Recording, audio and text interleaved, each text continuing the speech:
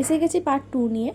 দেখো আমি প্রথমে 5খানা করে ঘর করে লাইন তুলে নিয়েছি, ঠিক আছে। তারপরে আমি 6টা লাইন তুলব, তারপরে আবার নিচের দিকে 5টা করে ঘর নামতে থাকবে। এরকম করে আমি হলুদেরটাও কভার করে নিয়েছি। তাহলে কি হলো, প্রথমে 5টা করে ঘর তুললাম আর 4টি করে লাইন থাকবে, 5টি করে ঘর থাকবে, মাথায় রাখে যেন। তারপরে আমরা 6টা করলাম, 5টার পর 6টা কিন্তু সমান থাকবে একই তালে। এরপরে যেখানে হলুদটা শেষ হয়েছে তার পাশ থেকেই আমি আবার 5টা করে ঘর তুলে আমি জিনিসটা কমপ্লিট করে নিয়েছি। তারপরে এই জিনিসটা পর্যন্ত তুমি স্টপ রাখবে, এরপরে এখন করবেন। এরপরে তুমি হলুদ দিয়ে আবার শুরু করে, যেমন আমরা প্রথমে করেছিলাম 6টা 8টা, এরকমভাবে করতে থাকবে।